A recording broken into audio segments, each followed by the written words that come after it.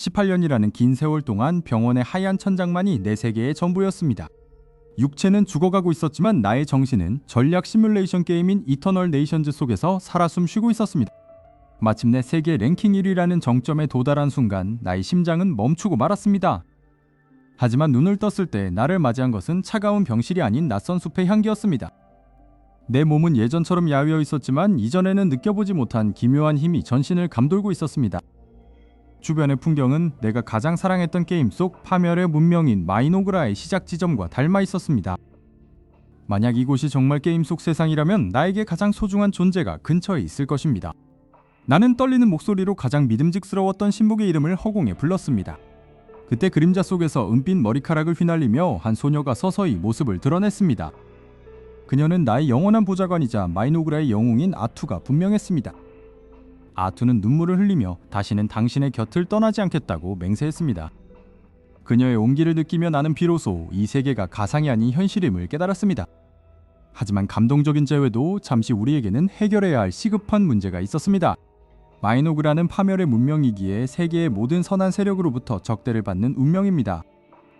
당장 우리를 지켜줄 군대도 성벽도 없는 이 황무지에서 생존을 도모해야 했습니다. 그때 숲 저편에서 무언가 다급하게 도망쳐오는 소리가 들려왔습니다.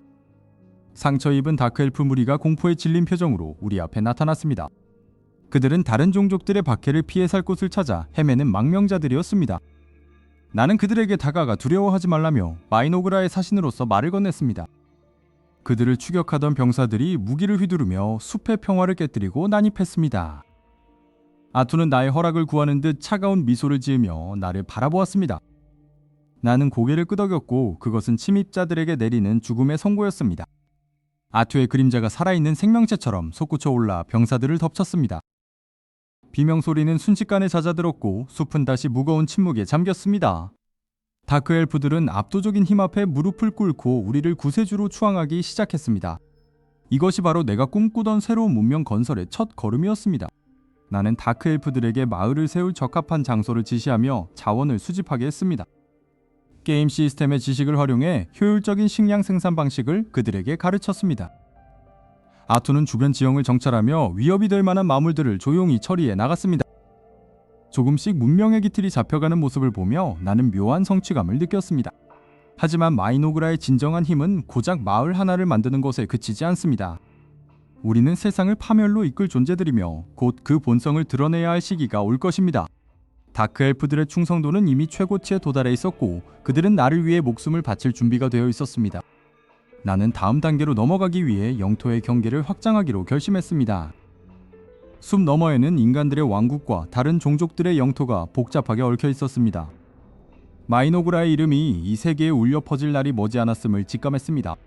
아투는 나의 원대한 계획을 듣고 환희의 참 표정으로 고개를 숙였습니다. 이제 우리는 더 이상 쫓기는 자들이 아닌 지배하는 자들로서 일어설 것입니다. 하지만 숲의 깊은 어둠 속에서 예상치 못한 기운이 느껴지기 시작했습니다.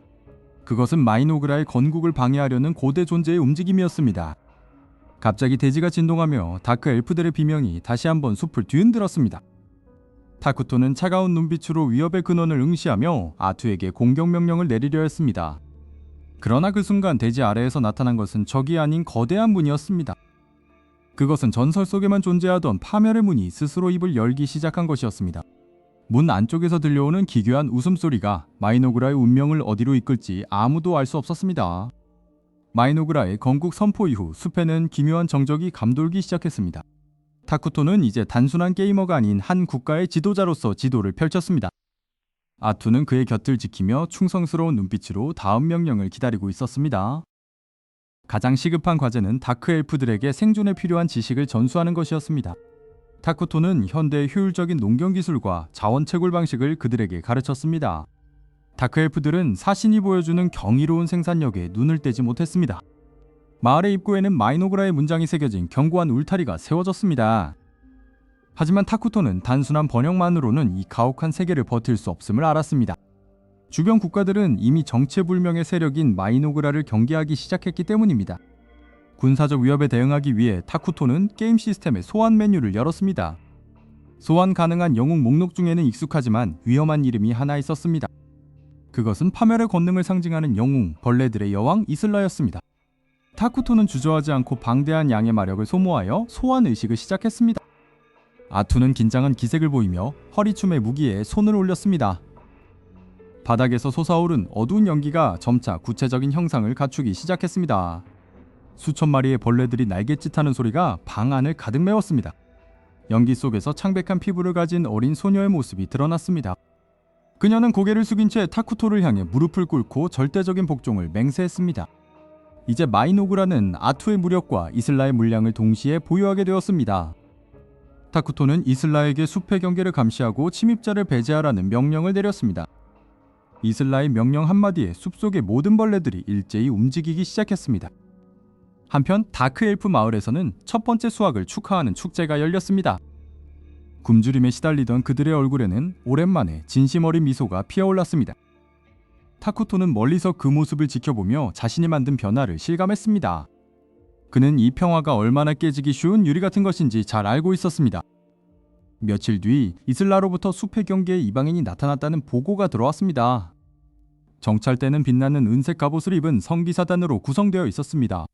그들은 사악한 기운을 정화한다는 명목으로 다크 엘프들의 흔적을 쫓고 있었습니다. 아투는 침입자들을 당장 처단하겠다며 분노를 드러냈습니다. 하지만 타쿠토는 손을 들어 아투를 제지하며 냉정함을 유지했습니다. 지금 바로 전면전을 벌이는 것은 국가 경영 측면에서 효율적이지 못했습니다. 타쿠토는 성기사들을 유인하여 그들의 전력을 파악할 함정을 설계했습니다. 숲의 지형은 이미 마이노그라의 의지에 따라 미로처럼 변해 있었습니다. 성기사들은 안개 속에서 방향 감각을 잃고 하나둘씩 대열에서 이탈했습니다. 이슬라의 아이들이 어둠 속에서 그들의 발목을 조용히 잡아당겼습니다. 타쿠토는 성기사단의 단장만을 남겨두고 모두를 무력화하라고 지시했습니다. 성기사 단장은 정의를 부르짖으며 칼을 휘둘렀지만 허공만을 갈랐습니다. 아투는 그림자처럼 나타나 단장의 등 뒤에 서늘한 칼날을 들이밀었습니다. 생포된 단장은 마이노그라의 성체로 끌려와 타쿠토 앞에 무릎 꿇려졌습니다. 타쿠토는 공포에 질린 기사의 눈을 보며 기묘한 정보를 하나 읽어냈습니다. 그것은 성기사단 뒤에 숨겨진 더 거대하고 신성한 힘의 존재였습니다. 타쿠토는 이제 단순한 방어가 아닌 선제 타격이 필요함을 깨달았습니다. 그는 이슬라에게 숲 밖으로의 대규모 진군을 준비하라고 명했습니다. 수억 마리의 벌레들이 대지를 뒤덮으며 행군을 시작하는 장관이 펼쳐졌습니다. 하지만 그 순간 하늘로부터 거대한 빛의 기둥이 마이노그라의 심장을 향해 떨어지기 시작했습니다. 하늘을 가득 채운 빛의 기둥이 마이노그라의 평화로운 숲을 하얗게 태워버리기 시작했습니다. 타쿠토는 성소의 제단 위에서 무거운 눈빛으로 거대한 마력의 파동을 응시했습니다. 그의 곁에 선아투는 주인의 명령이 떨어지기도 전에 이미 전투 태세를 갖추고 검은 그림자를 일렁였습니다. 숲의 경계선에서는 눈부신 은색 갑옷을 입은 성기사단이 말에 고삐를 당기며 진군하고 있었습니다. 조사를 지휘하는 성녀는 마이노그라를 사악한 땅이라 규정하며 파괴의 기도를 올렸습니다. 겁에 질린 다크 엘프들은 마을 광장에 모여 그들의 사신 타쿠토만을 간절히 바라보았습니다. 타쿠토는 시스템 창을 띄워 적들의 병력과 레벨 정보를 순식간에 분석해 나갔습니다. 그는 마침내 소환된 새로운 영웅 이슬라에게 적의 측면을 타격하라는 명령을 하달했습니다. 거대한 벌레의 형상을 한 이슬라는 땅속을 파고들어 성기사단의 발밑으로 은밀히 접근했습니다.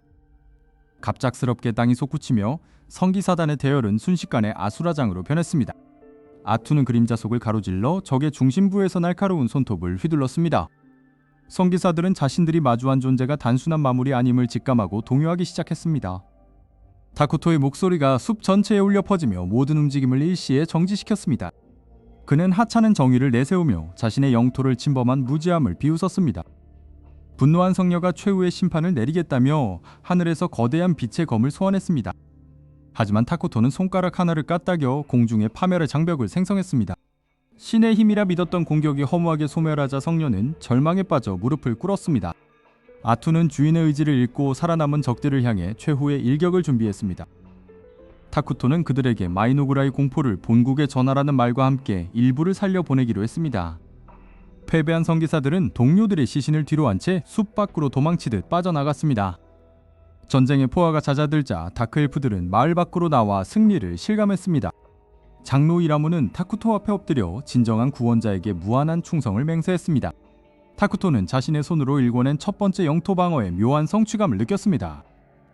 아투는 먼지를 털어내며 타쿠토의 곁으로 다가와 미소를 지어 보였습니다. 이제 마이노그라는 단순한 부족 집단이 아닌 하나의 거대한 문명으로 인식되기 시작했습니다. 타쿠토는 다음 단계로 넘어갈 기술 트리와 자원 관리 계획을 머릿속으로 정리했습니다. 다크 엘프들은 파괴된 숲을 복구하며 그 위에 더욱 견고한 요새를 세우기 시작했습니다. 이슬라는 숲의 지하에 거대한 미궁을 설계하며 외부의 침입을 원천 차단할 준비를 마쳤습니다. 마이노그라의 깃발이 성벽 위에서 힘차게 펄럭이며 새로운 시대의 개막을 알렸습니다. 타쿠토는 과거 병실에서의 무기력했던 자신을 완전히 떨쳐내고 진정한 지도자로 거듭났습니다. 멀리 떨어진 제국의 왕좌에서는 이번 패배의 소식을 듣고 전율하는 황제의 모습이 보였습니다. 잠시 찾아온 평화 속에서 타쿠토는 아투와 함께 밤하늘의 별을 바라보며 대화를 나누었습니다. 아투는 자신이 타쿠토의 곁에 있는 것만으로도 세상에서 가장 행복한 영웅이라 고백했습니다. 타쿠토는 그녀의 손을 잡으며 누구도 범접할 수 없는 최강의 국가를 만들겠다고 약속했습니다. 대륙의 모든 지도가 마이노그라의 검은색으로 물들 때까지 그의 진군은 멈추지 않을 것입니다. 백성들의 환호성이 숲속 깊은 곳까지 울려 퍼지며 축제의 시작을 알렸습니다. 타쿠토는 제단 앞에 서서 마이노그라의 모든 구성원에게 축복의 마력을 나누어 주었습니다. 흔들리던 국가의 기틀은 이제 그 어떤 풍파에도 무너지지 않을 만큼 단단해졌습니다. 사신 타쿠토의 전설은 이제 막 전주곡을 끝내고 본격적인 대서사시의 일장을 완성했습니다. 파멸의 문명 마이노그라는 그렇게 세상을 집어삼킬 준비를 마치고 위대한 승리의 역사 속에 우뚝 섰습니다.